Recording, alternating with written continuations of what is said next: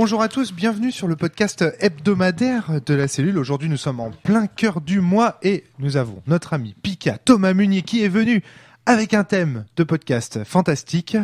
Tu vas nous le faire découvrir. C'est... D'abord, salut tout le monde. Donc le thème, c'est la créativité dans le jeu de rôle. Oh là là, quel vaste sujet. Et pour répondre à cette vaste question, nous avons Jeff qui est avec nous. Ça va, Jeff? Tout, comme toujours, la banane. La pêche. Tout va bien. Darky est avec nous également. Bonsoir, la patate, la pêche. Et puis nous avons un Grumpf qui est là, dans le coin de la pièce. Et peut-être qu'il se lèvera pour dire non. Ça va, LG, la pêche? Ouais. Excellent. J'adore ce petit côté cancre, mauvais élève au fond de la classe, là, ça va être trop bien. J'espère que tu te lèveras et que tu diras... contre le mur? Ouais, c'est ça, contre le mur. Le problème, c'est que le cancre, s'il se lève et il commence à vouloir tout casser, on est mal. Ouais, on est mal. Là. Allez, on va laisser tout d'abord Pika prendre un peu la parole, nous expliquer qu'est-ce que tu entends par la créativité dans le jeu de rôle. En fait, tu nous as dit, voilà, j'arrive avec un sujet, j'ai envie de vous entendre sur ce sujet. Eh ben, exprime-toi d'abord, et puis on va faire un tour de table ensuite pour que chacun parle sur ce sujet. C'est parti. Ouais, voilà. Bon, alors ce que j'appelle la créativité, on va pas faire je suppose qu'on pourrait faire tout un podcast à définir le terme, mais ce serait juste chiant. Donc, grosso modo, c'est quand t'es créatif, c'est que tu vas faire preuve d'inventivité, d'originalité, que tu vas essayer de faire quelque chose qui t'est propre, quoi. Donc tu te contentes pas uniquement de copier. Ça veut aussi dire peut-être que t'as une exigence de qualité, éventuellement une exigence d'esthétisme, mais bon, ça c'est un terme très fourre-tout. Et donc en fait la question c'est la question c'est est-ce qu'il y a de la créativité dans le jeu de rôle, et si oui, elle est à quel niveau, quoi? Est-ce qu'elle est au niveau de la création d'un livre de jeu de rôle, quoi? Donc est-ce qu'elle est au niveau de toute l'équipe qui travaille à faire ce livre? Et puis à l'intérieur de ça, c'est quelle partie d'un jeu de rôle est créative et laquelle ne l'est pas, quoi? Et puis le deuxième niveau, c'est est-ce que lui, le MJ, est créatif quand il prépare son scénario et quand il maîtrise? Et la dernière question, c'est est-ce que les joueurs sont créatifs? Voilà. Donc en fait, c'est la créativité à tous les niveaux, si j'ose dire, de la production du livre à la table proprement dite. Et si vous êtes d'accord, j'aimerais bien qu'on l'aborde dans cet ordre. On parle d'abord de l'élaboration du livre de jeu de rôle. Quand on pense avoir défriché le sujet, on passe au MJ et puis enfin aux joueurs. Bon, je suis à peu près sûr qu'on va se rendre compte que c'est assez transverse, mais si on peut essayer naïvement de suivre ce plan au départ, ce serait cool. D'accord, ok. Donc, création du livre, ok. Ça marche. Alors, déjà, est-ce que... il y a des producteurs de bouquins là autour de cette table. Enfin, il y en a un qui est dans le fond de la classe. Alors déjà, créativité au niveau des ouvrages. Mais je suis dans le fond de la classe parce que moi je suis un éditeur vendu, N'importe pas quoi. un indépendant. L'auteur, c'est n'importe quoi. Du point de vue de la créativité dans les bouquins. Alors évidemment, on pense au rôle de l'auteur, au rôle de l'illustrateur.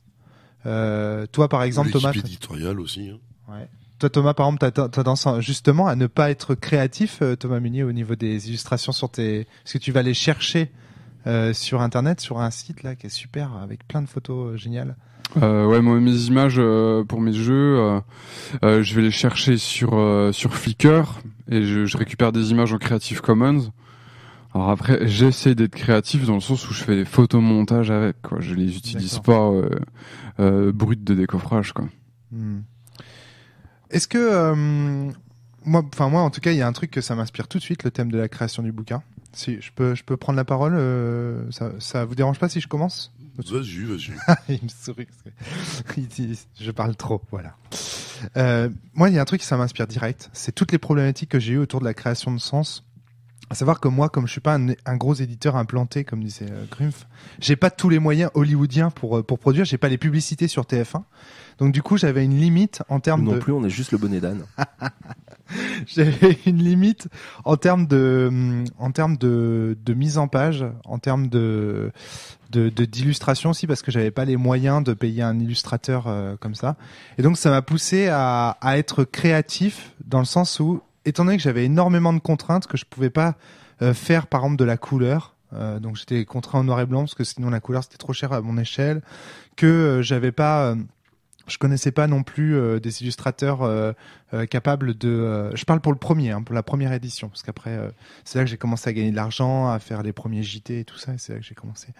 Enfin bref, mais en tout cas le premier, ça m'a poussé à être créatif. Le fait que dans le jeu de rôle il n'y ait pas finalement trop d'argent, qu'on est au départ on est un peu démuni, ça pousse à trouver des styles au niveau de la typographie, à changer de.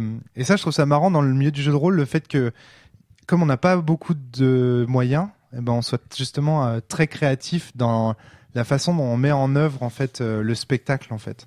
Et par exemple, moi c'est ça qui m'intéresse dans le jeu de rôle, c'est que si on voit bien, notre truc c'est dans le jeu de rôle, on est créatif par obligation. Il n'y a pas d'écran, il n'y a pas de manette, il n'y a pas de programmeur qui a fait le jeu avant nous. On est poussé forcément à être créatif. C'est un jeu dans lequel on peut pas imaginer, je pense, qu'il n'y ait pas de créativité.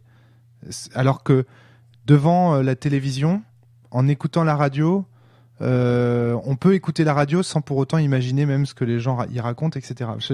Vous voyez ce que je veux dire ? J'ai l'impression de parler tout seul. En fait, ça me fait flipper de parler chacun notre tour comme ça. J'aime pas ça. Si je peux intervenir, non, t'inquiète pas, Romaric. C'est pas dans mon Je pense tempérament. qu'à mon avis, par rapport à ce sujet-là, même si je pense que très rapidement, il va y avoir peut-être un tronc commun d'idées.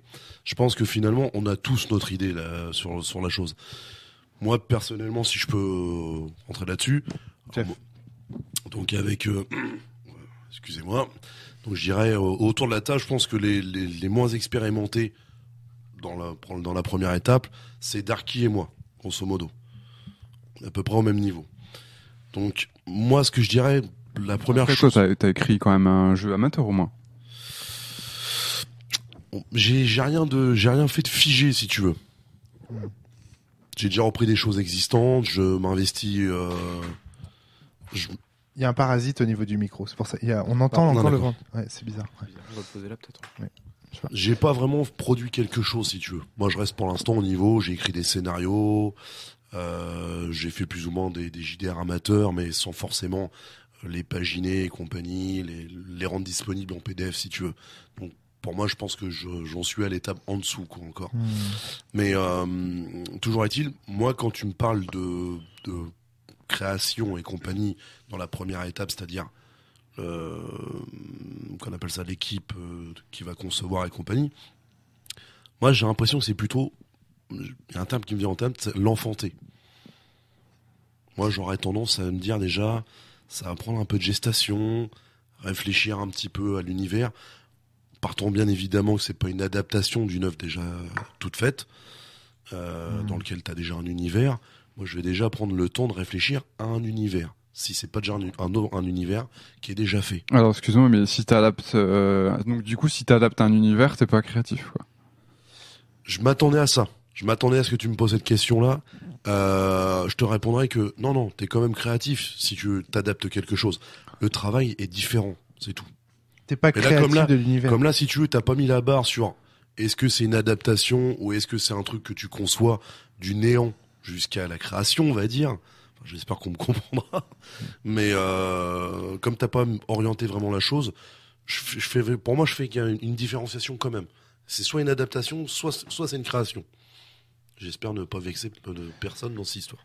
Alors là, tu parles de la créativité en tant qu'univers, en fait. C'est-à-dire l'univers, est-ce que je l'ai créé ou pas ? Est-ce que j'ai été créatif ? Et du coup, tu dis une adaptation. Tu me connais, moi. De toute façon, ça a toujours été le truc en JDR qui me, enfin pas qui me fascine, mais c'est toujours le premier point que je vois, moi. Un univers que ce soit un JDR amateur, un JDR du commerce, un JDR indépendant, peu importe.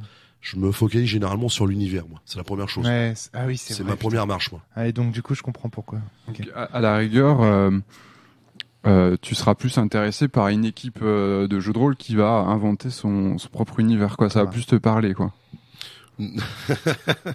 Justement, bon, je veux pas être paradoxal non plus. Bref, il y a eu un podcast il y a quelques temps de cela sur l'adaptation. C'est vrai que moi, là-bas, je suis plus dans l'adaptation. Alors peut-être parce que je me sens pas capable de concevoir à l'heure actuelle quelque chose par moi-même, d'original, quelque chose que j'aurais vraiment imaginé, que j'aurais produit véritablement. Donc pour l'instant, moi j'étais plus sur l'adaptation, on va dire. Même si c'est vrai que j'aimerais tendre à concevoir quelque chose de A à Z, on va dire. J'espère que ça répond à ta question. En fait, ouais, c'est ça, c'est la créativité à quel niveau. C'est ça qui manque vraiment. Enfin, chacun d'entre nous, on doit développer à quel niveau on se place, quoi. Mais c'est volontairement fourre-tout. Moi, je veux savoir ce qui, justement, quelle partie du truc vous intéresse, quoi. Il vous parle, quoi. Ouais. Moi, j'ai un petit souci avec la question. Darky. Quelle est la part de créativité dans les gens qui créent des livres, c'est ça? Qui créent des livres de jeux de rôle? Par exemple, toi, en tant que public, hein, en tant que le mec qui va acheter un bouquin de jeu de rôle, est-ce que t'attends d'eux qu'ils soient forcément créatifs, originaux? Est-ce que tu crois que, par exemple, les univers qui vont marcher, c'est forcément des univers complètement zarbi, comme Jorune, ou je sais plus c'est quoi, Talislanta, où il y a une cinquantaine de races. Là, tu demandes à mon jugement, quoi. Est-ce que je vais aimer plutôt les univers créatifs? Ça peut être une façon d'approcher la chose, ouais. D'accord. Je croyais que ta question c'était est-ce que Ou alors plutôt si t'as déjà vu des gens travailler ou si t'as une idée, c'est à ton avis à quel moment quand ils font un jeu de rôle ils font preuve de créativité, sur quels aspects? Est-ce que c'est sur l'univers, est-ce que c'est sur autre chose? Enfin, pour moi, à partir du moment où ils placent un titre et qu'ils écrivent une première lettre, ils sont créatifs, ils sont en train de créer quelque chose. Et à partir du moment où c'est pas un copier-coller pur et simple, même s'ils changent, même s'ils copient, ils font un clone d'un autre bouquin, d'un autre jeu, d'un autre système, ils changent quelques règles ou même quelques phrases, quelques tournures, c'est créatif, on est d'accord. Une traduction anglaise est créative. Ouais, tout à fait. Bon, bah dans ce cas, la question, elle n'existe pas. Tous les créateurs de jeux de rôle sont créatifs. Ah bah, forcément. Mais du coup, toi, au niveau de ton jugement, est-ce que ça t'intéresse, par exemple, qu'on te propose un jeu qui a récupéré le système de machin, qui a récupéré l'univers de trucs, et qui a pompé des images sur DeviantArt Oui, non, là c'est très personnel, mais j'ai l'impression d'être assez sensible à la créativité. Effectivement, quoi, quand un livre me brainfuck, quoi, dès la première page, ouah, je m'y attendais pas, je comprends pas, l'univers est un peu nouveau, etc. Oh non, mais là, non, mais c'est beau, c'est la première fois que je l'entends, celle-là. C'est vrai? Oh, je vais la un réutiliser. brainfuck. Sur les podcasts, on l'entend. Hein. C'est un brainfuck. C'est un langage informatique, même. Je vous conseille d'aller voir à ceux qui s'intéressent à ça. Le nombre de fois où j'entends Darky parler brainfuck. Ah, pardon. Très bien placé, en tout cas. C'est une épiphanie dès la première page. Une explosion de pensée et de nouveautés. Ouais, ça me séduit, mais après, c'est pas, bizarrement, j'ai pas l'impression, je vois ça comme une accroche, quoi. Comme un truc qui va me faire très fortement m'intéresser et me dire, ok, je lâcherai pas ce bouquin tant que j'aurai pas fini parce qu'il a réussi à me séduire sur ça. Mais à la rigueur, quelque chose, Du coup, est-ce que tu vas le jouer? Tu vois, à la limite, est-ce que ce genre de bouquin qui t'intéresse, c'est le genre de bouquin que tu vas jouer? Bon, clairement, je jouerai pas un jeu Darky. pour lequel j'ai l'impression qu'il n'a pas ajouté suffisamment. Voilà, un clone qui a changé 3 noms, qui a changé un tout petit peu la couleur, et j'ai l'impression de le cerner juste en le lisant. Je vais pas du tout m'y intéresser, et peut-être que sa jauge, quoi, créative a pas été assez importante pour me plaire. Là, c'est vrai. Cela dit, il y a des bons remakes dans les films, il y a des bons reboots. C'est un peu bizarre ce que je dis, mais oui, il y en a. Et là, la créativité, ils sont pas allés super loin. À la rigueur, c'est un problème qui touche le cinéma aussi. Hein. Aujourd'hui, on regarde les films qui sortent. Il y a énormément de manque de créativité dans le sujet recherché. Il y a eu un remake de Total Recall, il y a un remake qui arrive de Robocop, etc., etc. Puis pareil, tu prends aussi, excuse-moi de t'interrompre, tu prends aussi la mode du biopic aussi quelque part. Par exemple, ouais. Le biopic aussi quelque part, faut avouer, c'est intéressant certes, mais Ouais, mais on connaît déjà l'histoire quelque part. Ouais, mais dans ce Tu vois cas-là, ce que je veux dire. t'es en train de dire que les écrivains réalistes n'avaient pas trop d'imagination et n'étaient pas créatifs parce qu'ils dépeignaient simplement purement le monde. C'est un peu. Mais c'est intéressant. Hein. Est-ce qu'une œuvre d'art hyper réaliste, il y a beaucoup de gens qui se posent ça comme question. T'as certains peintres qui travaillent sur Photoshop et qui arrivent à une précision telle qu'on ne fait plus la différence entre une photo de son dessin, et on finit par se dire, bah c'est bien mon gars, t'es arrivé tellement loin dans ta précision que ton truc on dirait une photo et puis t'as rien ajouté, c'est pas assez créatif. C'est intéressant aussi dans ce sens-là. Bon, hors sujet. Là, mais bon. Ouais, un petit peu. Ouais. Donc, à la effectivement, rigueur, Si je peux me permettre de ramener juste le truc vers le jeu de rôle, et puis je pense qu'après je passerai la parole à Grumpf. En fait, tu parles de reboot. Bah, Vampire, c'est ce qu'ils ont fait. Hein. Tu passes de Requiem, Masquerade à Requiem. En fait, ils prennent la storyline et ils repartent toutes zéro. Bon, quand on parle de remake, quelque part, les différentes éditions, tu prends l'appel de Cthulhu, les différentes éditions, en fait, ils se remake un petit peu. Et puis, peut-être que, après, je sais pas de quoi tu voulais parler, LG, mais peut-être que tu pourras nous parler de Bloodlust Metal, quoi. Qui est, alors là, je sais même pas, on garde l'esprit de Bloodlust, mais on twiste vachement de choses autour, quoi. Donc, est-ce que, avec Bloodlust Metal, on peut parler de copie? Je suis pas certain, quoi. Je pense que LG. Ouais, je pense que déjà, on parle déjà plus du tout de ce dont on parlait au début, mais ça m'étonne pas parce que je pense que la question était mal posée à la base. J'ai l'impression que là, la discussion, elle se pose pas autour de la créativité, mais de l'originalité et du kitsch, pas de la créativité. Il me semble aussi. La question, c'est de savoir est-ce que la question que tu poses, c'est est-ce que il faut être original ou est-ce que on peut se contenter de reprendre des choses existantes, de les modifier un peu? Est-ce que modifier un peu des choses déjà existantes, c'est juste du kitsch ou ça peut être original? J'ai l'impression que c'est ça ta vraie question.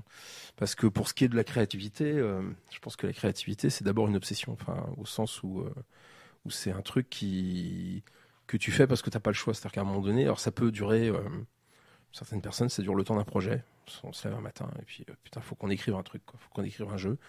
Et puis quand le jeu est fait, ok, c'est cool. Maintenant, on passe à autre chose, quoi. C'est-à-dire que on a besoin d'un autre projet, etc. Mais c'est et puis pour d'autres, ça peut être comme moi, par exemple, ça peut être une obsession au sens où tu te mets au bureau le matin pour bosser ou tu te roules en boule dans un coin, quoi. C'est-à-dire que c'est le truc qui fait que tu arrives encore à avancer un peu et à se dire voilà.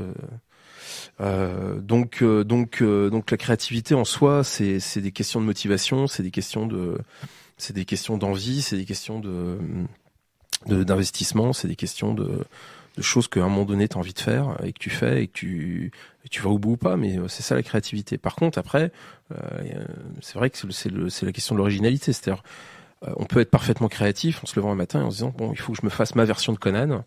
Et donc, je vais aller piller le Conan de Moongoose, le Conan de GURP, les bouquins réédités chez Bragelonne, les trucs amateurs qui sont passés à droite à gauche, récupérer un bout de Barbarian of Lemuria, un bout de Beast and Barbarian, un bout de ceci, un bout de cela, faire ma cuisine interne et finalement arriver à faire un monde de Sword and Sorcery qui convienne à ce que j'ai envie de jouer, qui est le feeling Conan, qui convient à ma table.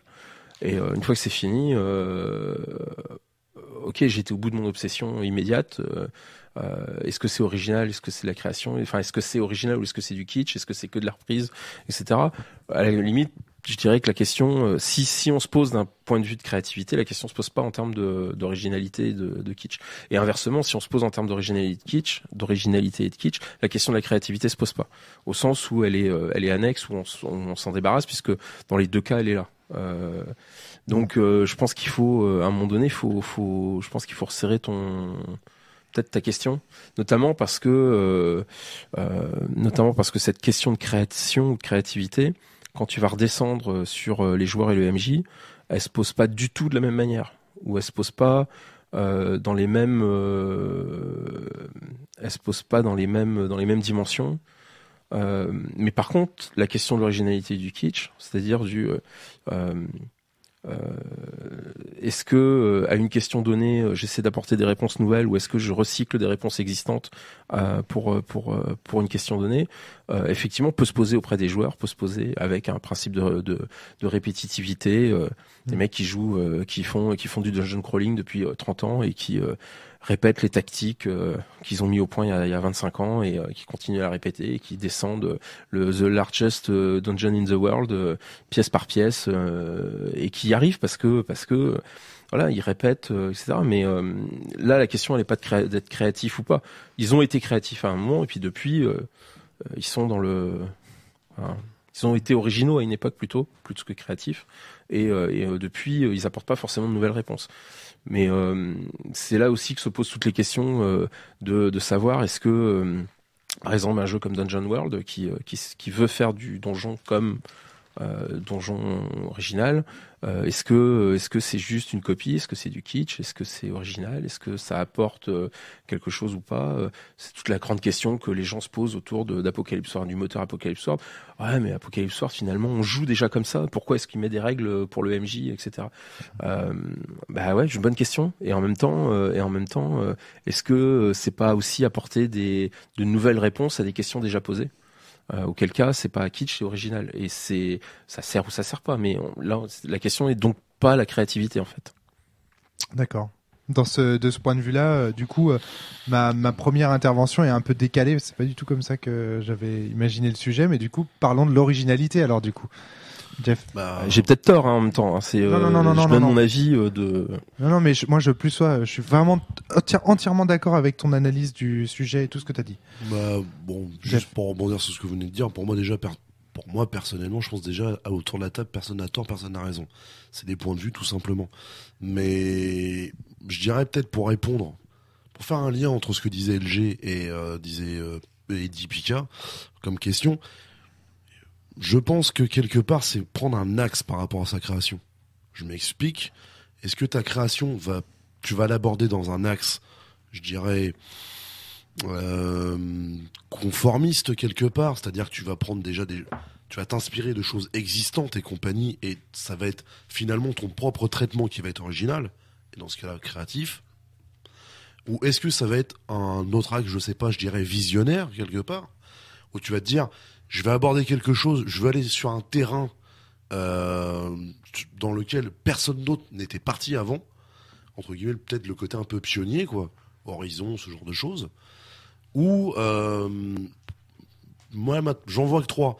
Il y a le côté un peu conformiste, le côté peut-être un peu visionnaire, et la dernière, le côté un peu, je dirais, évolutionniste, enfin, évolution.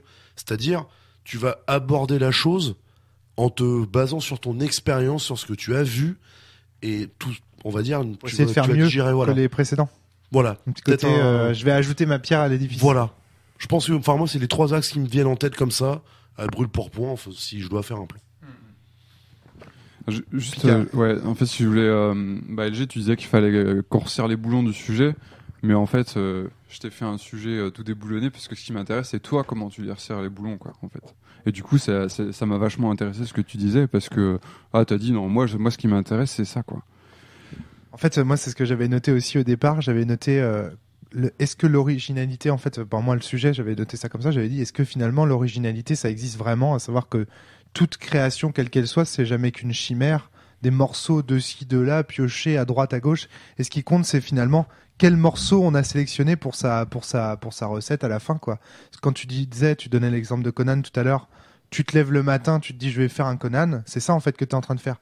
Tu es en train de prendre des morceaux de ci, de là, tu dis putain ça j'aime bien, il y a ça que j'aime bien dans dans Conan, il y a ça que j'aime bien dans Conan, à tel endroit, pour tel auteur il a vu tel truc qui me plaît, et toi à la fin, tu vas mélanger tout ça, mettre du liant, créer un système de jeu pour orienter les gens vers ce modèle-là qui t'a plu.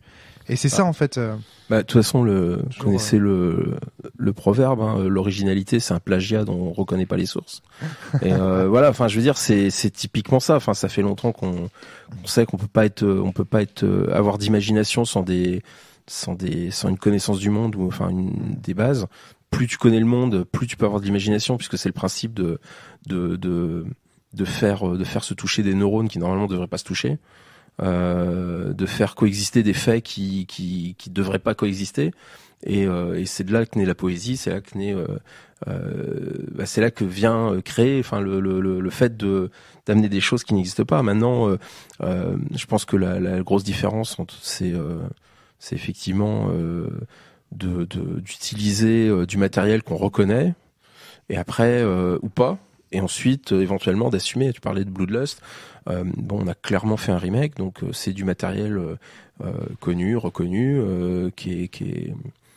et à partir de là, les auteurs ont amené leur relecture de la chose, c'est-à-dire ils ont viré ce qui les intéressait pas, ils ont gardé les choses en surface, ils ont remanié des choses en profondeur, ils ont rajouté des détails, on a imaginé les détails autrement. C'est-à-dire que un des par exemple, un des premiers trucs qu'on a voulu faire, c'est que la carte soit bien à l'échelle, à l'échelle visuelle de ce qu'elle est censée représenter.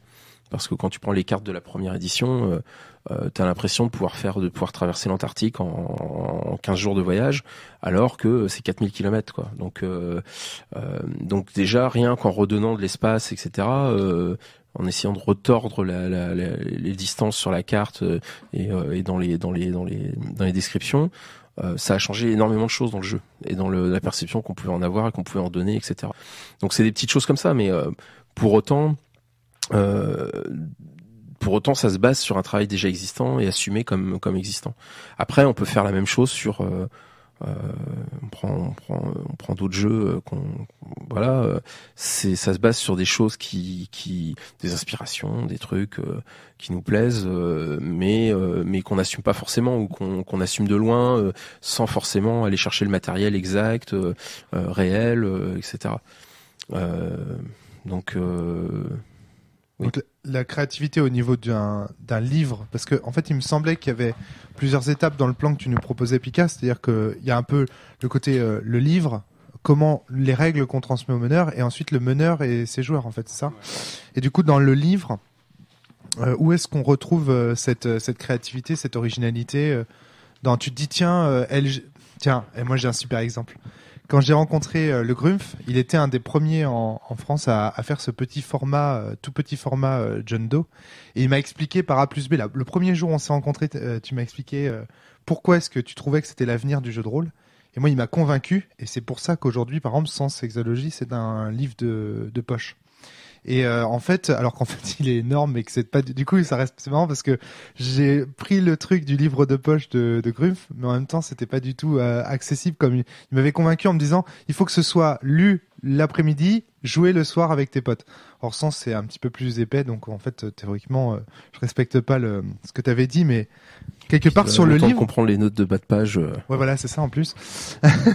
Mais techniquement tu vois au niveau de la créativité, là j'avais pris au niveau moi je sais pas pourquoi quand tu as parlé livre, pour moi je parle l'objet concret, tu vois, les illustrations, la mise en page, le bouquin. Justement, c'est pour ça je te coupe juste parce que en fait avant d'enquiller sur le sujet suivant, j'allais vous demander de faire un petit florilège des différents aspects en fait du livre où tu peux faire preuve de créativité, où tu as un vrai travail, et donc parce que effectivement on parlait de l'univers tout à l'heure, mais il n'y a pas du tout que ça.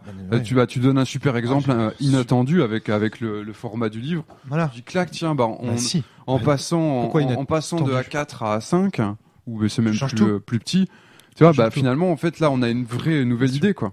Et qui est pas anodine, qui sert pas à rien. Pour Sens, c'est carrément parce que comme je m'inspire des ouvrages de philo, là, tu vois, Grumpf parlait des notes de bas de page, c'est ça. C'est qu'en fait, le livre, quand tu le prends, tu dis, attends, c'est quoi ce truc? On dirait un livre d'Aristote qui a été traduit par un mec qui a fait des notes de bas de page partout. Si vous avez déjà lu du Aristote ou des vieux philosophes grecs, le traducteur et parfois même l'auteur lui-même a fait plein d'annotations, et donc du coup on se retrouve avec un texte qui fait 4 lignes et des notes de bas de page et ça c'est esthétique, c'est volontaire, pour le coup c'est de la créativité.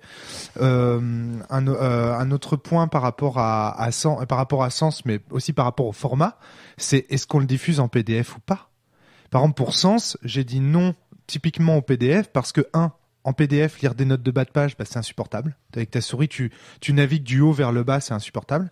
Et d'autre part, je trouvais que c'était un livre qui se prêtait bien à l'intimité. C'est-à-dire, tu l'as dans les mains, il est avec toi dans ton lit le soir, t'es seul, t'es devant ton livre. Alors que un PDF, c'est quelque chose que tu lis sur ton PC entre deux pages internet. Allez, attention.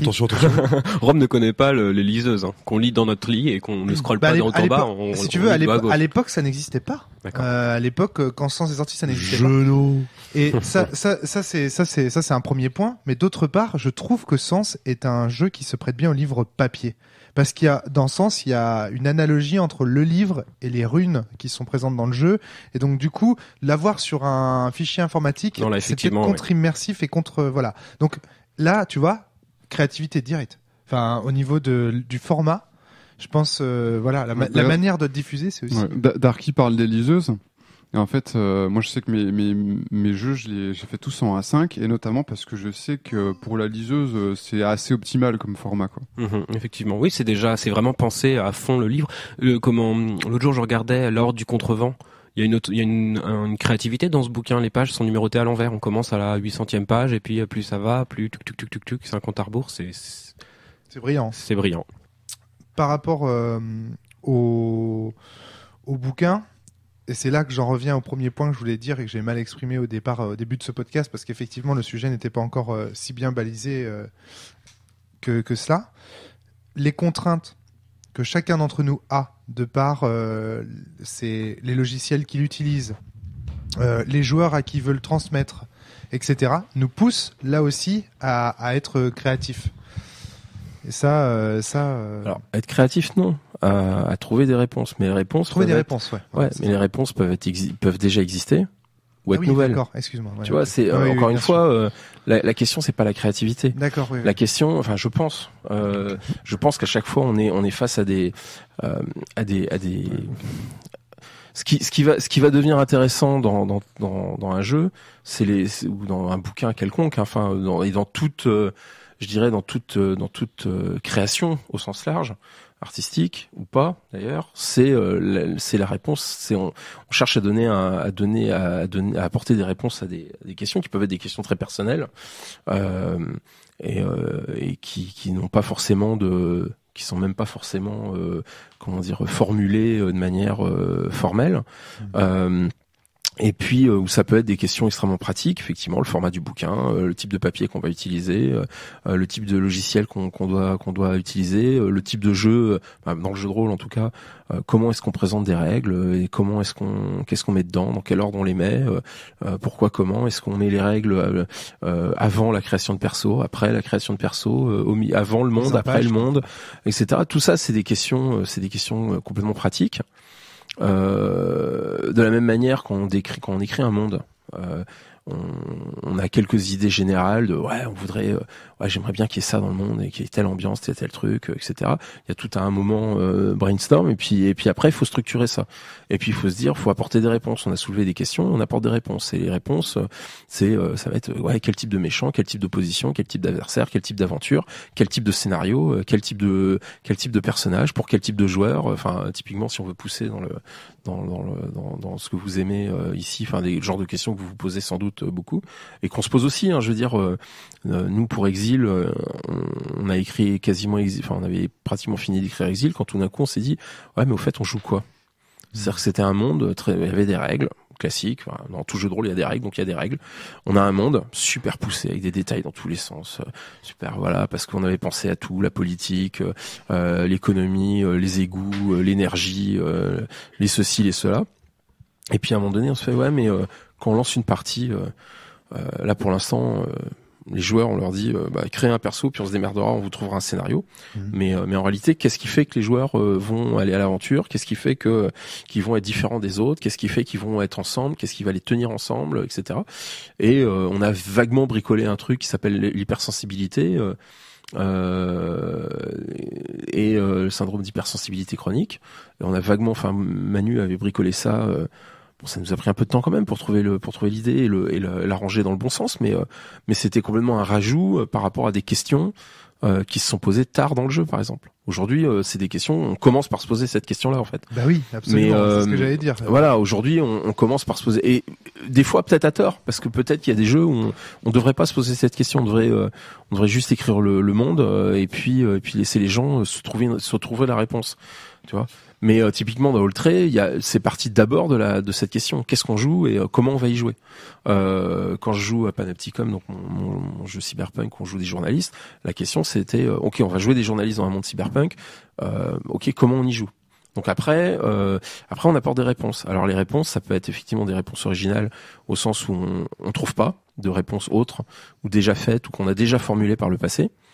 Et on trouve de nouveaux trucs, ou alors ça peut être des réponses qu'on a chopées chez les copains dans les jeux qu'on a lus, ou des choses qu'on a déjà travaillé sur d'autres jeux et qu'on se dit ça fonctionne plutôt bien dans les autres jeux, pourquoi est-ce que je vais pas le réutiliser?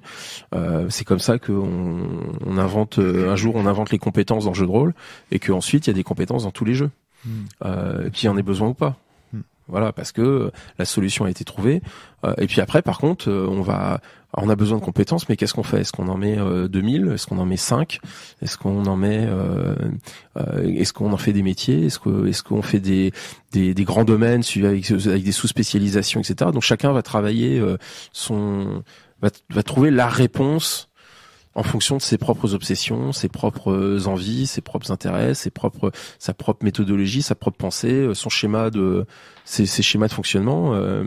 Il y a des matheux qui vont adorer les listes et à la Rêve de Dragon avec des bonus de -11 à plus 7 croisés dans un tableau avec les caractéristiques et ça fonctionne très très bien. Sur table, ça on se pose pas de questions, ça tourne merveilleusement.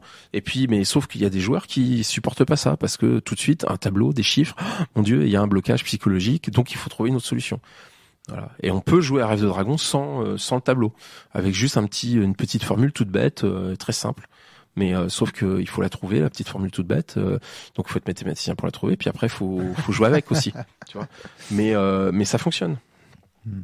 C'est curieux, je trouve, de créer un monde sans penser. Justement, moi, il y a un truc qui me vient en tête, toujours dans la première étape donc de la conception du jeu. D'ailleurs, si tu veux, je pense qu'après on passera à la suite, après ta réponse, quoi. Ok, il y a pas de souci. Donc ouais, toujours dans cette première étape, je pense que quelque part il y a de la créativité, ne serait-ce qu'à partir du moment où l'équipe, l'auteur, peu importe, a son univers. Ok, c'est ça que je veux faire en JDR. Il y a de la créativité. Et c'est très bête ce que je vais dire, mais je l'assume, c'est par rapport au système déjà, même, qui va utiliser pour qu'on puisse interagir dans l'univers. Je rebondis plus ou moins sur ce que disait LG, c'est que effectivement, il y a eu ce principe de compétence, maintenant tout le monde fait des compétences. Donc effectivement, la créativité, elle est là. C'est de se dire, par rapport à l'univers que je veux faire, comment je vais utiliser un système de règles. Je ferai référence aussi à un podcast garage sur le conflit, par exemple, qu'on avait fait à l'époque, où effectivement, pour moi, c'était vachement original. J'avais pas pensé à l'époque, mais je fais un jeu de rôle. Est-ce que j'ai besoin d'un système de combat?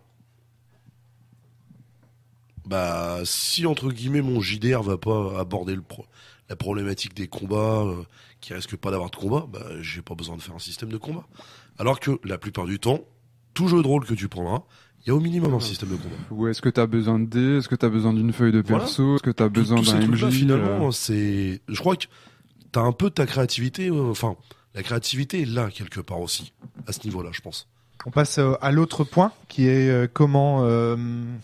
vas-y, Pika, comment tu le présenterais, cet autre point? Le meneur de jeu, la créativité du meneur de jeu. Ouais, vous êtes tous meneurs de jeu autour de la table. La question c'est, est-ce que les MJ doivent être créatifs? Est-ce qu'ils le sont? Et si oui, comment ils le sont? Et avant de vous laisser la parole, tu prends un exemple. Si tu joues dans Sombre, la première revue, t'as un scénario House of the Rising Dead, un scénario avec des zombies et tout. Le scénario, il a été playtesté, je sais pas, 100 fois, 150 fois, un truc, enfin une centaine de fois, allez hop, à la louche, quoi. Ça m'étonnerait pas, hein, parce que le truc est au cordeau. Enfin, c'est un jeu vidéo, tout est codé. Enfin, tout le scénario est codé. C'est-à-dire que, en fait, en tant que MJ, tu prends le truc, tu fais jouer le truc, comme si tu expliquais les règles d'un jeu de plateau. Et donc, t'as rien besoin d'inventer, tout roule tout seul, quoi. La question, c'est, est-ce que ça se passe toujours comme ça? Est-ce que c'est nécessaire? Et voilà, est-ce que le MJ fournit un boulot créatif? Est-ce qu'il doit le faire et comment il le fait, quoi? Et là, on retombe, à mon avis, sur ce que disait LG tout à l'heure. C'est-à-dire qu'au final, le scénario, il est là. Et après, toi, en tant que meneur, tu vas en prendre ce qui va t'intéresser dedans, les morceaux, etc. Après, tu dis, il a été playtesté plein de fois. J'imagine par Johan et par des proches de Johan. Mais après, on n'a pas la même sensibilité que Johan. Et peut-être qu'on va pas le maîtriser de la même manière. Donc là, on va retomber un petit peu dans... Pareil, quoi. Donc le meneur, oui, il a la créativité au moment où il fait ses choix à la lecture, déjà sur ce qu'il va retenir et ce qu'il va pas retenir. Parce que un livre, par exemple, tu prends un livre aussi volumineux qu'un livre de jeu de rôle en règle générale. Je parle pas de dragon de poche. Mais voilà, évidemment, tu vas pas tout retenir, tu vois. De la même manière, Sombre Zéro, c'est très court, mais Les autres sombres, ils sont plus volumineux déjà. Enfin, ils sont pas énormes, hein, attention. Il faut raison garder, quoi, 20, 30 pages. Voilà, qu'est-ce que tu vas retenir Ouais, les vraiment règles, ouais, c'est une vingtaine de 30 pages. je crois. Ouais, même pas. Ouais, même pas. Même pas. Et voilà, qu'est-ce que tu vas retenir? Et c'est là en fait que tu fais preuve entre guillemets de créativité, ou en tout cas que tu sélectionnes et que tu fais ta propre soupe avec ta propre. Tu te poses des questions et tu trouves des réponses. Voilà, c'est ça. On en revient, et puis après tes réponses, soit c'est des réponses que tu trouves qui sont déjà écrites, éventuellement même dans le bouquin, si le scénario est bien fait ou s'il est vraiment super directif, etc. Soit des choses que tu inventes parce que ça te fait plaisir, parce que tu as envie de... Tu trouves que tu es meilleur que les auteurs originels du jeu, que tes joueurs te filent des réponses qui activent tes neurones et que tu imagines des choses qui n'existaient pas avant mais qui font sens. Et voilà, c'est tout. C'est ça. Donc, je vois pas comment on ne pourrait ne pas être, encore une fois, créatif en tant que meneur de jeu. Jeff. Est-ce qu'il y a des meneurs autour de vous dont vous diriez, lui, par exemple, quand tu joues, je le trouve pas spécialement créatif ou je le trouve pas spécialement. Moi, j'en connais pas. Moi, j'en connais pas. Les maîtres de jeu lecteurs. Ah oui. Mais bon, là, par contre, là, auquel cas, là, c'est à leurs joueurs de faire leur soupe, parce qu'ils lisent ce qui est dit dans le livre. Ça existe. T'as des lecteurs, et puis je pense aussi, effectivement, alors les maîtres de jeu lecteurs, ça fonctionne. Alors, du coup, tu vois quand t'as des maîtres de jeu comme ça, tu vois si le scénar est réussi ou pas, quoi. Si le scénar est bien gaulé, ça va à peu près bien se passer. C'est-à-dire que le mec, il va appliquer, comme si t'avais un livre dont vous êtes le héros, il va appliquer tous les trucs qui sont. En fait, il va lire les descriptions qui sont dans le scénar. Dans Cthulhu, par exemple, quand un scénar de l'appel de Cthulhu, tous les lieux où tu es censé aller, qui sont importants pour le scénario, ils sont tous décrits. Donc, si tu veux, tu peux lire la description, clac, clac, clac. Ah bah, vous trouvez tel parchemin, hop, tu sors le parchemin imprimé. Alors, en plus, je suppose avec Sans Détour, t'as des super aides de jeu trop belles, quoi. Et donc, t'as acheté les montagnes hallucinées, t'as carrément une boîte de matos, donc tu peux filer. On appelle ça des clés en main, généralement. C'est ça, quoi. Tout est clé en main. Ouais. Ils vont à tel endroit, t'as telle description à dire. C'est limite si ce que disent les PNJ, c'est pas scripté, t'as les dialogues du PNJ, quoi. Carrément. Et puis je pense à un autre style. J'avais promis de vous laisser parler, je sens que je déborde. T'as un autre style, c'est des maîtres de jeu, ils vont pas te lire un script, mais par contre ils ont assimilé l'univers sur le bout des doigts. T'as les djihadistes de Tolkien, t'as les ayatollahs de L5R, où si tu veux ils ont tellement... Je vois pas de quoi tu parles. Ils ont tellement l'univers et la storyline en tête qu'en fait... tes PJ font quelque chose dans l'univers, lui c'est exactement comment l'univers doit réagir, parce que voilà, c'est écrit que si tu fais telle chose, si tu dis telle chose à L5R, ça pose un problème d'honneur, et le mec qui est en face de toi, en fonction du clan dont il fait partie, il va répondre d'une façon ou d'une autre, quoi. Et en fait, presque, le MJ, il va presque répondre comme un programme, quoi. Et donc là, tu dirais, il n'y a pas de créativité. Pardon, Darky, tu voulais dire quelque chose? Non, c'était juste une anecdote. Une des toutes premières fois où j'ai fait du jeu de rôle, c'était avec un ami c'était sa première fois aussi, quasiment. Il avait acheté le bouquin et il s'est mis en MJ lecteur. Et on était rendu au point où, quand on visitait un lieu où on sentait qu'il improvisait, on se disait, c'est pas là, quoi. Il est pas en train de lire une description, donc c'est qu'on n'est pas dans un... C'est exactement ce que tu disais. Pas de nom. Ouais, voilà. Puis c'est mal décrit. Il doit rien avoir là-dedans. Je pense qu'on aurait dû prendre notre porte. Sorti de la map. C'est exactement ça, voilà. Et donc effectivement, peut-être que ce genre de MJ existe, mais non, pas vraiment, puisqu'on imagine qu'au bout de 2-3 fois, il va prendre la main et puis se mettre à devenir un vrai MJ qui est capable de faire preuve de créativité face à... quand il mène, quoi. Moi, il me semble quand même que même quand le MJ lit, entre guillemets, il fait preuve de créativité, parce que, il improvise la façon dont il lit, et puis, si j'ose dire, du coup, il se retrouve dans une position étrange, qui est une position de lecteur, et en tant que lecteur aussi on a une marge d'interprétation aussi, mais là du coup c'est encore la créativité. Par contre il fait pas du tout preuve d'originalité pour le coup, puisqu'il dit exactement ce qui est dans le bouquin.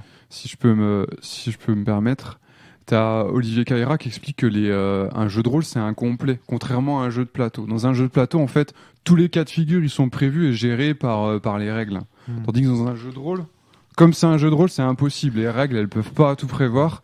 Et donc, il y a toujours un moment où le MJ, il aura pas la réponse dans le bouquin, en fait. C'est ce que je voulais te dire tout à l'heure quand je te disais qu'il me semble que le jeu de rôle, c'est par par définition le jeu qui te pousse forcément à la créativité. C'est-à-dire t'es condamné à être créatif avec le jeu de rôle. C'est ça que je voulais dire, Picard. Pour moi, finalement, c'est au Jeff. niveau du MJ, c'est nuancé finalement. C'est-à-dire, c'est plus ou moins créatif.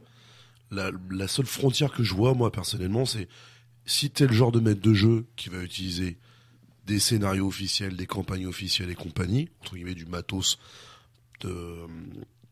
de l'auteur, ou si t'es plutôt le maître de jeu qui va se contenter du bouquin de base, des règles, et par rapport à ça, va partir sur son propre délire et compagnie. Je pense que voilà, il y a ces deux écoles, point barre.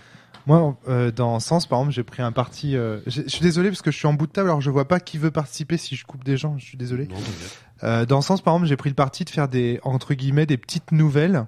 En fait, c'est pas vraiment des scénars, c'est plutôt des petites nouvelles. Et je dis en gros, vous meneurs, vous lisez ça tranquillement dans votre coin, au lit bien au chaud ou sur votre tablette, et vous vous en inspirez pour faire vivre des aventures à peu près similaires à vos personnages ensuite. Donc là, du coup, t'es obligé d'être créatif parce que si tu lis les nouvelles présentes dans Sens telles quelles, en fait, elles racontent l'histoire d'autres personnages qui ne sont pas tes joueurs. Donc du coup, tu peux pas t'en servir. Donc là, du coup, moi, en tout cas dans Sens, je crois que je pousse mon MJ. D'ailleurs, en fait, je dis je crois, mais je sais parce que il y a plusieurs revues qui l'ont dit et qui l'ont publié et qui l'ont commenté. Sens est un jeu qui demande beaucoup de créativité de la part du meneur, même certains se risquent à dire du travail, parce que les épreuves ne sont pas justement clés en main. Comme tu disais, il n'y a pas de map, il n'y a pas de mapping où tu sors de la map ou je sais pas quoi. Mais enfin, de toute façon, Jeff. au bout d'un certain temps, en tant que maître de jeu, quand tu aimes un univers, que tu as envie de passer du temps à le maîtriser, au bout d'un certain temps, t'es forcé d'augmenter ton côté créatif, je dirais. Parce que, en gros, tout simplement, tu vas finir par, qu'on appelle ça, tu vas finir par épuiser les scénarios, les campagnes officielles, les synopsis. Tu me citais Duel 5R, par exemple, les fameux défis Focus Frappe, qui sont listés par paquet dans les bouquins. Au bout d'un certain temps, tu vas finir par faire le tour de tout ce qui peut être début de synopsis, accroche de petits scénarios, et tu vas être obligé de les faire toi-même comme un grand. Donc, on va dire, c'est... Ça dépend, si tu joues à Pathfinder, tu seras jamais à court de matériel publié, quoi. Par exemple. Mais... Tu n'as pas assez d'heures dans ta vie pour faire tous les scénarios publiés. Pourquoi pas. Je pense que ça peut arriver quand même, quoi, des personnes qui ils cravachent quand même pas mal, et au bout d'un certain temps, le maître de jeu se dit bon, là, je suis obligé d'inventer. Bon, les gars, on a fini tous Pathfinder, on fait quoi là maintenant? C'est un peu, tiens, j'ai fini World of Warcraft, j'ai fait toutes les quêtes de World of Warcraft, je fais quoi maintenant? LG. Ouais, c'est Dragon qui avait reçu, ou Donjon qui avait reçu, le magazine qui avait reçu une lettre 82. Bon, monsieur Gigax, quand c'est ce que vous écrivez le Deity en demi-2, on a déjà tué tous ceux durs. Les vieux bourrins, quoi. Bah voilà, c'est là au niveau du meneur. Attends, si je peux Attends, me permettre, Jeff, c'est excuse-moi. très américain aussi, ça, comme mentalité. Moi, ça me C'est fait... c'est une vieille anecdote, on n'a jamais, enfin, je C'est sais une pas. urban légende. Non, c'est un article, enfin, c'est une lettre qui a vraiment été publiée. J'ai vu les scans de l'article et tout. Donc ça a vraiment été, mais après que la lettre soit réelle ou pas, c'était le tout début du jeu de rôle. Bon. Bah, tu sais, je vais te dire, moi, ça me fait penser, cette anecdote-là me fait toujours mourir de rire. Côté White Wolf, on envoie quand même, un type a envoyé une lettre à White Wolf Magazine en disant, bon, bah voilà, je viens de faire la campagne Rage de Cross Russia. Je joue une Ananasie abomination, c'est-à-dire une Ananasie qui en plus est vampire. Et Ananasie, c'est quoi? C'est une araignée-garou. Donc une araignée-garou vampire de la 7e génération. Je viens de diaboliser Baba Yaga qui est 4e génération. Du coup, qu'est-ce qui se passe? Est-ce que je passe 4e ou est-ce que je passe 6e? Ouais. Tu vois, ça c'est américain comme comportement, si je peux me permettre. Ça, c'est des vraies questions importantes. Ah oui, non, C'est- énormément. Le côté émulation, en fait. Mais en fait, derrière tout ça, il y a une question aussi, c'est jusqu'où est-ce que le jeu de rôle doit être une émulation de quelque chose, et si oui, de quoi ça doit être l'émulation? D'un truc réaliste, entre guillemets, ou pas, tu vois, enfin, pas d'un truc réaliste, mais, enfin, il y a un côté, ça, c'est une autre sujet d'un grande- prochain podcast. Ouais, de ouais. quoi le jeu de rôle est-il le nom? Ouais, ça, c'est une putain de question.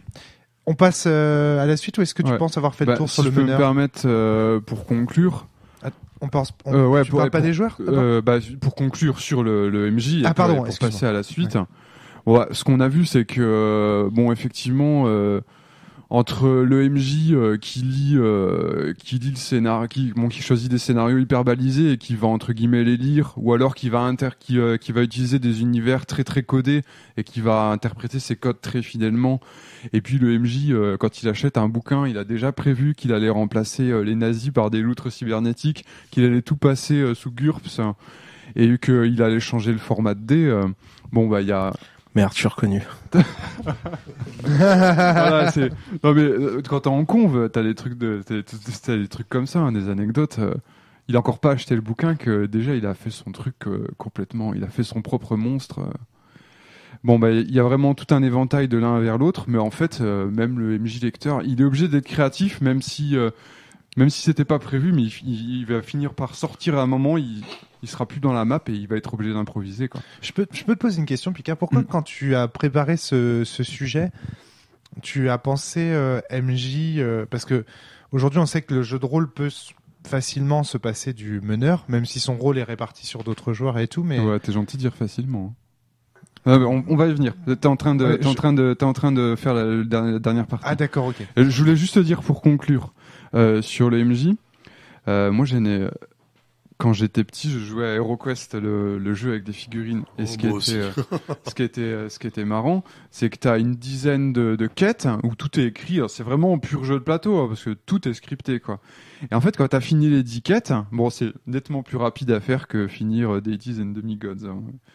Quand t'as fini les 10 quêtes, en fait, t'as un plan vierge et puis c'est fait. Maintenant, démerdez-vous, faites votre propre quête.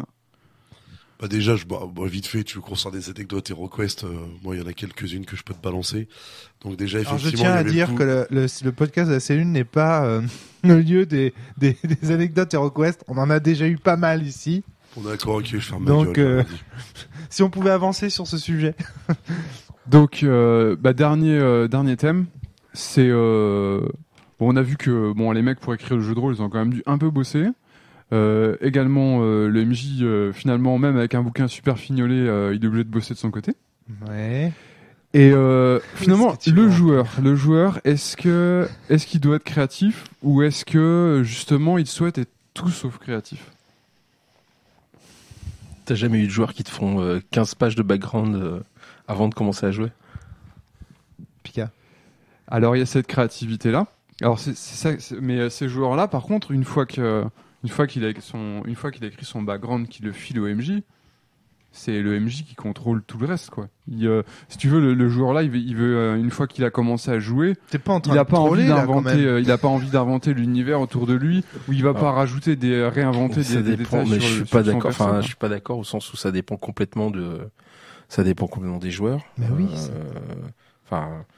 Là tu généralises des choses qui sont pas. Enfin, t'as des joueurs centerettes comme dit Croc, et puis t'as des joueurs super actifs, super réactifs et même proactifs qui t'inventent le scénario avant que t'aies eu le temps de l'écrire. Ouais, carrément. Des gens qui te disent ce qu'il y a dans la pièce. Alors tu te dis attends, je suis quand même meneur. Parfois il y a des joueurs t'es obligé de les reprendre. Genre attends, c'est moi qui est censé décrire. Ouais, et puis après t'as des joueurs qui non, mais c'est très bien d'être.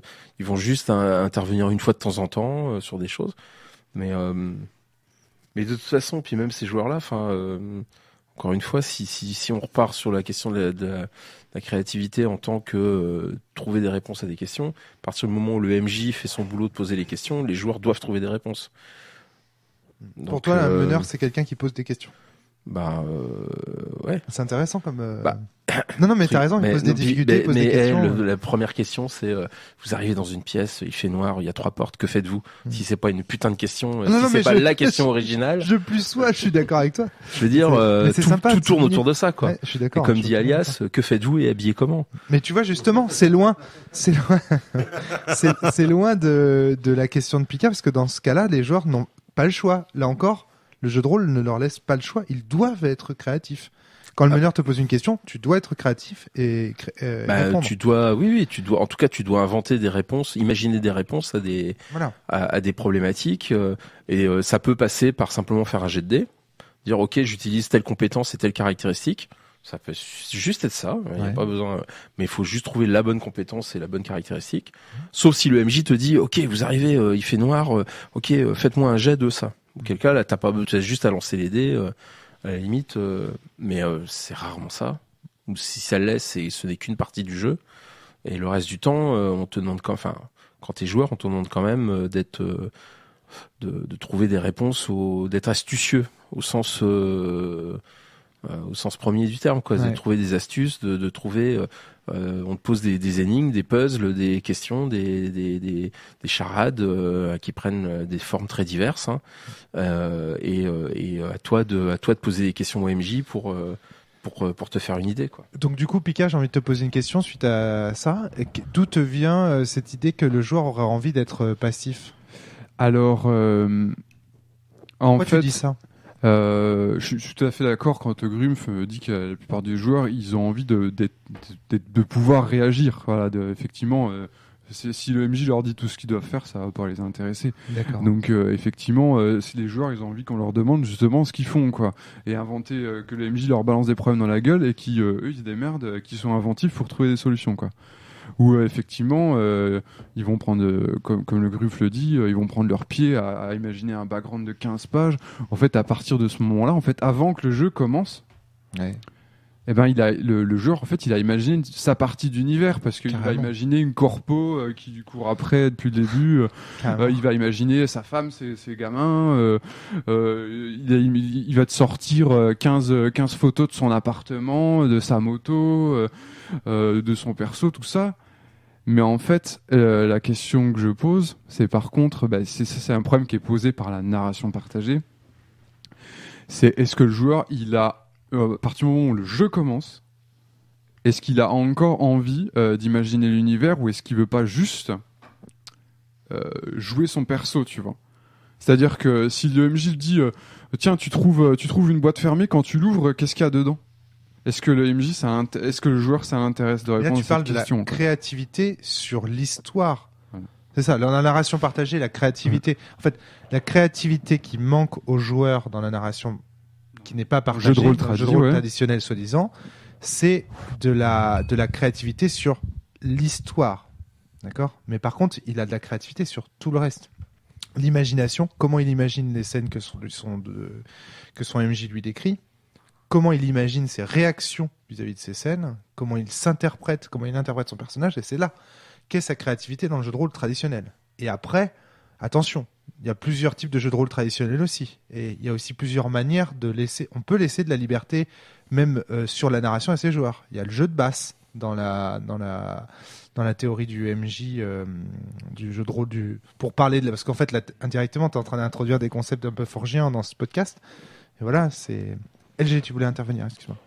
Ouais, non, je le trouvais étrange juste de réduire, en fait, chaque fois qu'on pose une...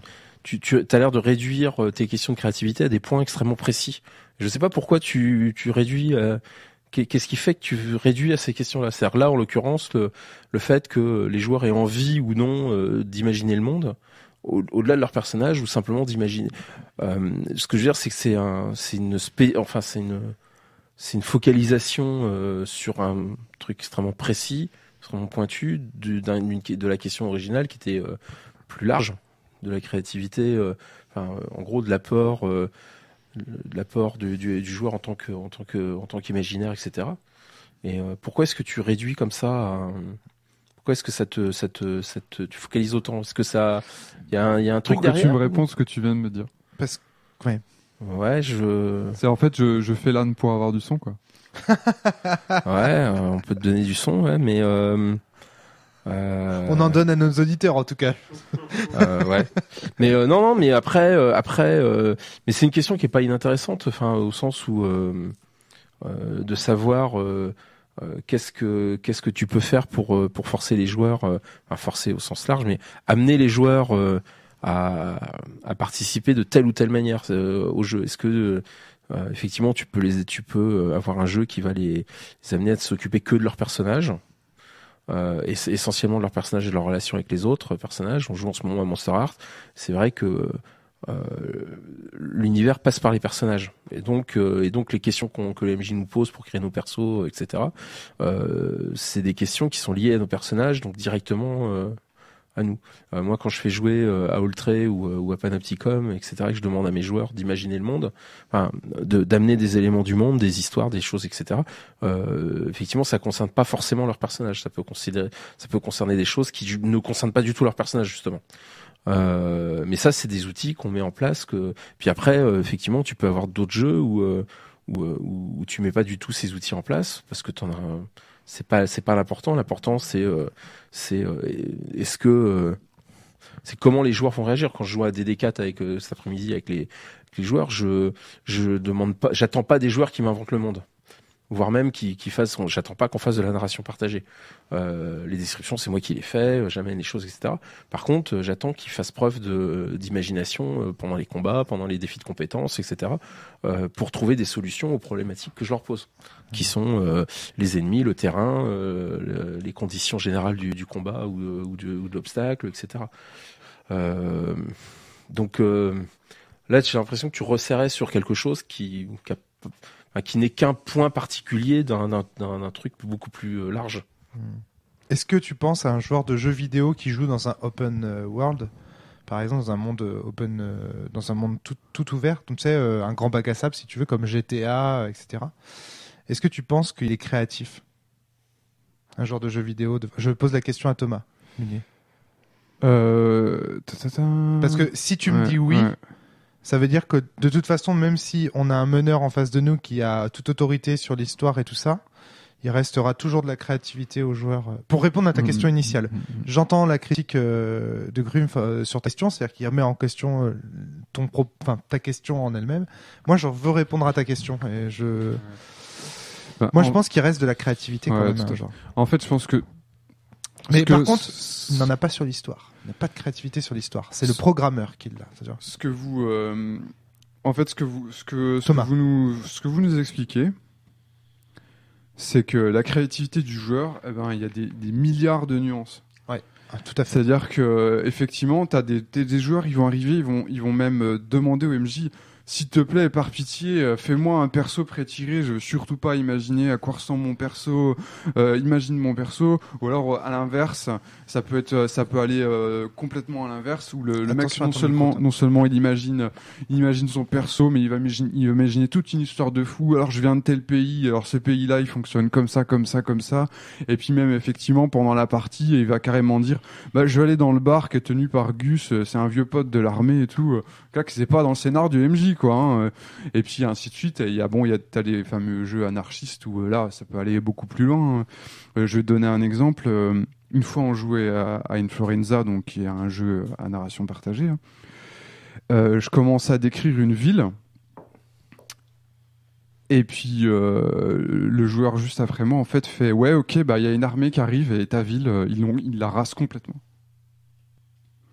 Donc voilà, ça va de s'il te plaît ne me crée pas un perso à t'es gentil, la super ville que tu m'as décrite c'est plus que de la cendre. Qu'est-ce que tu veux dire par là? C'est que la créativité d'un joueur peut nuire à celle d'un autre joueur? Excuse-moi, je suis. Non, c'est peut-être parce que je t'ai pris un exemple violent. Voilà, c'est ça. Ça aurait pu être au contraire beaucoup plus. Parce que là j'ai pris un exemple destructif. Ça pourrait être l'inverse où effectivement le mec, le joueur qui est censé être simple PJ, d'un coup il imagine toute une ville. C'est ça, voilà. Et c'est ça qui est en fait c'est ça qui me fascine. Moi, c'est le fait que t'as des milliards de nuances de ce que tu peux apporter, mais que d'un joueur sur l'autre. Le fun sera complètement différent quoi. C'est le joueur, il va placer son curseur vraiment où il veut pour s'amuser quoi. Moi j'en reviens vraiment à la notion de créativité, c'est que en fait la créativité n'existe pas sans contrainte. C'est-à-dire qu'en fait la créativité c'est un chemin que tu trouves dans un ensemble de possibilités. C'est ça en fait la créativité. D'où le fait qu'il n'y ait pas d'originalité parce qu'en fait tu prends un ensemble de mondes possibles et tu prends les morceaux dans chaque monde possible qui t'intéresse et t'en fais un monde parallèle qu'on appelle un jeu de rôle après. Et en fait le truc c'est que la créativité ça ne peut exister que dans un univers où il y a des pièces qui ne bougent pas. des éléments fixes et dans lesquels tu vas évoluer. En gros, c'est la notion de jeu au sens le jeu d'une pièce dans une machine. C'est une comparaison qui plaît beaucoup à Fabien Invine, qui a l'occasion de participer de temps en temps à ce podcast. C'est cette idée qu'en fait, dans le jeu de rôle, le mot jeu, en fait, ce serait bien qu'on lui donne cette référence de jeu au sens la pièce qui bouge dans un ensemble de possibilités données par un système. Sous-entendu, le joueur, il joue parce qu'il y a un système qui le cadre, et c'est au sein de ce système, c'est-à-dire au sein d'un ensemble de contraintes, qu'il va trouver sa créativité et sa liberté. Pas de liberté sans contrainte, c'est un petit peu... Et donc on en revient à mon histoire du livre, où je dis, bah voilà, quand il y a des contraintes, ça nous pousse à être créatifs. En France, on n'a pas d'argent, mais on a des idées, c'est exactement le même ordre d'esprit. C'est l'idée que les contraintes vont nous pousser à faire preuve de créativité. Donc, dans ce cadre-là, un MJ, il peut être dirigiste autant que tu veux et tout ce que tu veux. Il va être ultra déterminé et tout, tant qu'à un moment donné, il laisse une possibilité A, B. Mettons, même, tu peux très bien imaginer un jeu dans lequel les joueurs autour de la table n'ont que une souris avec un clic droit, un clic gauche.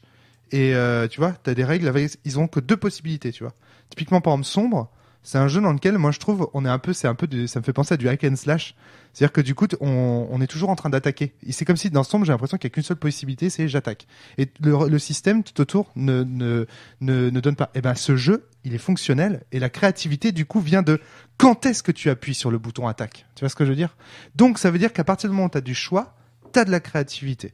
Dans ce cadre-là, voilà. C'est comme l'a dit Grumpf au départ dans la question, c'est-à-dire la créativité. De toute façon, la question, dans ce sens-là, il y en a partout. Après, dans la question, c'est la créativité sur l'histoire, la narration, sur le sens que va prendre l'histoire, etc. Et là, je sais pas. C'est-à-dire que je pense qu'il y a des jeux qui donnent la... En fait, justement, là, par contre, c'est l'ensemble des possibilités, des notes sur le clavier, en fait. Qu'est-ce qu'on te donne comme touche? Est-ce qu'on te donne la touche histoire ou pas, quoi? Et puis surtout, en fait, à partir de quand ça cesse d'être fun, hein, parce que tu sais, en fait, si tu donnes aux joueurs les clés sur tout, bah, est-ce qu'ils continuent à s'amuser, en fait? Par exemple, quand on joue, si tu joues à Shadowrun, que tu joues une équipe de runners, le MJ il a préparé tout son plan, comment ses ennemis, ses corpos, tout ça, machin. Ce qui t'intéresse quand tu joues à Shadowrun, c'est que tu sais pas ce qu'il y a dans l'immeuble que tu vas infiltrer quand tu vas en commando. Ça t'intéresse pas d'inventer quels sont les systèmes de sécurité. Ça t'intéresse pas d'inventer quels sont les mobs à l'intérieur. Là, il y a une espèce de principe de chez Tu veux surtout pas les inventer parce que ce qui t'intéresse, c'est le fil de savoir ce qu'il y a à l'intérieur et comment tu vas te démerder.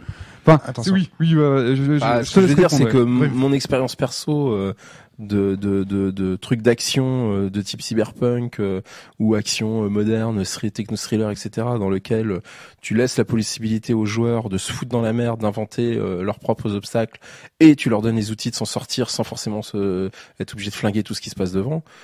Les joueurs, ils adorent. Enfin, moi, en tout cas, que ce soit en convention ou à ma table, etc.